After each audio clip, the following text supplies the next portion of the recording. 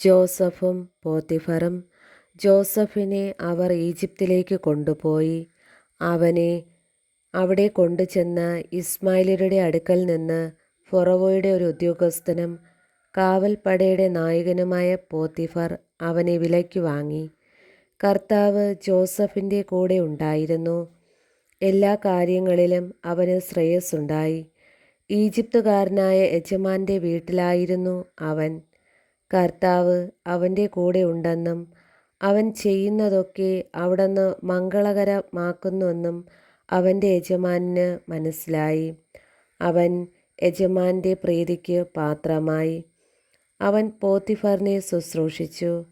തൻ്റെ വീടിൻ്റെ മേൽനോട്ടവും തനിക്കുള്ള എല്ലാത്തിൻ്റെയും ചുമതലയും അവൻ ജോസഫിനെ ഏൽപ്പിച്ചു. ആ ഈജിപ്തുകാരൻ വീടിൻ്റെ മേൽനോട്ടവും തനിക്കുള്ള എല്ലാത്തിൻ്റെയും ചുമതലയും ജോസഫിനെ ഏൽപ്പിച്ച നാൾ മുതൽ ജോസഫിനെ ഓർത്ത് കർത്താവ് അവൻ്റെ വീടിനെ അനുഗ്രഹിച്ചു. അവൻ്റെ വീട്ടിലും വയലിലുമുള്ള എല്ലാത്തിൻ്റെയും മേൽ കർത്താവിൻ്റെ അനുഗ്രഹമുണ്ടായി.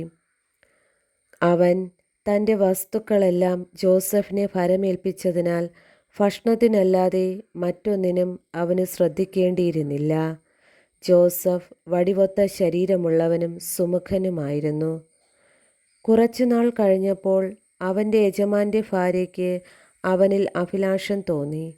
എൻ്റെ കൂടെ ശയിക്കുക അവൾ അവനോട് ആവശ്യപ്പെട്ടു. പക്ഷേ അവൻ വഴങ്ങിയില്ല. അവൻ അവളോട് പറഞ്ഞു, ഞാൻ ഉള്ളതുകൊണ്ട് യജമാനൻ വീട്ടിലുള്ള ഒന്നിനെയും കുറിച്ചും ശ്രദ്ധിക്കാറില്ല. എല്ലാം അവൻ എൻ്റെ കയ്യിൽ ഏൽപ്പിച്ചിരിക്കുന്നു. എന്നേക്കാൾ വലിയവനായി ആരും ഈ ഭവനത്തിലില്ല. എൻ്റെ മേൽനോട്ടത്തിൽ നിന്ന് നിങ്ങളെയെല്ലാം അല്ലാതെ മറ്റൊന്നിൻ അവൻ മാറ്റി നിർത്തിയിട്ടില്ല. അതു നിങ്ങൾ അവൻ്റെ ഭാര്യയായത് കൊണ്ടാണ്. ഞാൻ എങ്ങനെയാണ് ഇത്ര നീചമായി പ്രവർത്തിച്ച് ദൈവത്തിനെതിരെ പാപം ചെയ്യുക? അനുദിനം അവൾ പറഞ്ഞിട്ടും അവളുടെ കൂടെ ശയിക്കാനോ അവളുടെ അടുത്തിരിക്കാനോ അവൻ കൂട്ടാക്കിയില്ല.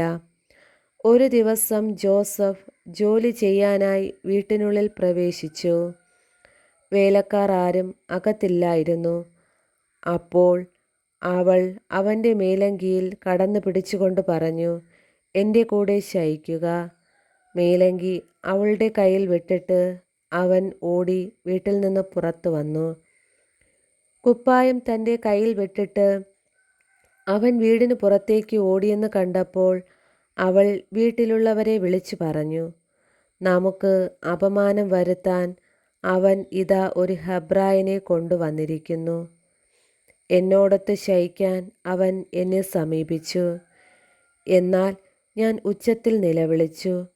എൻ്റെ നിലവിളി കേട്ടപ്പോൾ അവൻ പുറംകുപ്പായം എൻ്റെ അരികിലിട്ടിട്ട് ഓടി വീട്ടിൽ നിന്ന് പുറത്തു കടന്നു. അവൻ്റെ യജമാനൻ തിരിച്ചു വരുവോളം അവൾ ആ കുപ്പായം സൂക്ഷിച്ചു. അവൾ അവനോട് ഇപ്രകാരം പറഞ്ഞു, അങ്ങ് കൊണ്ടുവന്ന ഹെബ്രായ വേലക്കാരൻ അപമാനിക്കാനായി എന്നെ സമീപിച്ചു. എന്നാൽ ഞാൻ ഉച്ചത്തിൽ നിലവിളിച്ചപ്പോൾ അവൻ പുറംകുപ്പായം ഉപേക്ഷിച്ചിട്ട് വീട്ടിൽ നിന്ന് ഓടി പുറത്തു കടന്നു. ഇതാണ് അങ്ങയുടെ വേലക്കാരൻ എന്നോട് ചെയ്തത്. തൻ്റെ ഭാര്യ പറഞ്ഞത് കേട്ടപ്പോൾ അവൻ്റെ യജമാനൻ രോക്ഷാകുലനായി. അവൻ ജോസഫിനെ രാജാവിൻ്റെ തടവുകാരെ ഇട്ടിരിക്കുന്ന കാരാഗൃഹത്തിലാക്കി. അങ്ങനെ അവൻ കാരാഗൃഹത്തിൽ കഴിച്ചുകൂട്ടി. ജോസഫ് കാരാഗൃഹത്തിൽ. കർത്താവ് ജോസഫിൻ്റെ കൂടെ ഉണ്ടായിരുന്നു. അവിടുന്ന് അവനോട് കാരുണ്യം കാണിച്ചു. അവന് കാരാഗൃഹ സൂക്ഷിപ്പുകാരൻ്റെ പ്രീതി ലഭിക്കുവാൻ ഇടയാക്കുകയും ചെയ്തു. കാരാഗൃഹ സൂക്ഷിപ്പുകാരൻ തടവുകാരെയെല്ലാം മേൽനോട്ടം ജോസഫിനെ ഏൽപ്പിച്ചു. അവിടെ എല്ലാം ജോസഫിൻ്റെ മേൽനോട്ടത്തിലാണ് നടന്നത്. ജോസഫിനെ ഭരമേൽപ്പിച്ച ഒരു കാര്യത്തിലും കാരാഗൃഹ സൂക്ഷിപ്പുകാരൻ ഇടപെട്ടില്ല. കാരണം കർത്താവ് അവൻ്റെ കൂടെ ഉണ്ടായിരുന്നു.